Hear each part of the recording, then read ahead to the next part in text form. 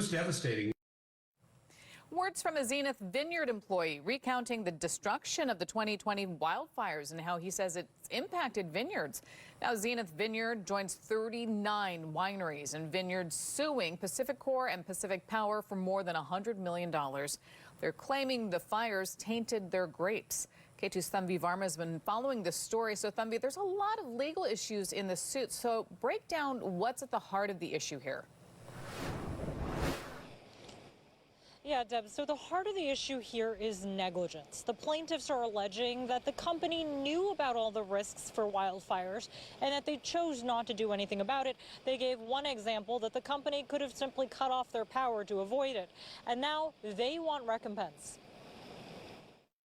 40 vineyards and wineries are suing PacifiCorp and Pacific Power for over $100 million, alleging that the company could have prevented the Santiam, Echo Mountain, Archie Creek Complex, 242, and South Obenchain fires, which they say hurt their grapes and wine. It was pretty devastating in that the crop was essentially tainted by the smoke. As you may recall, we had smoke that settled into the Willamette Valley for like 10 days, and it absorbed through the skins of the grapes. Timothy Ramey works at Zenith Vineyard, and he told us what happened next. The testing labs were overwhelmed with samples from California, who had also had wildfires at the same time or a little bit earlier.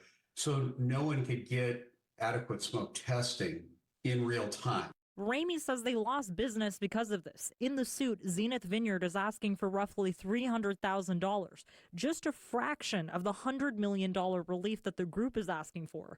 The plaintiffs alleging that PacifiCorp could have done many things to avoid the wildfires. The governor's office called all the major power companies and said, you need to interrupt power. This is the real deal. This is a problem.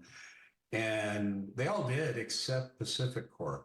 The plaintiffs also say that PacifiCorp could have removed vegetation that could fall on electrical lines and ignite fires, amongst a host of other allegations, including destroying evidence of their negligence.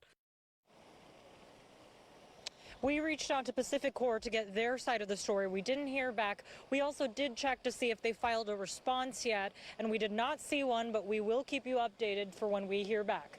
I'm live in downtown. Thamvi Verma, K2 News. Thamvi, thank you.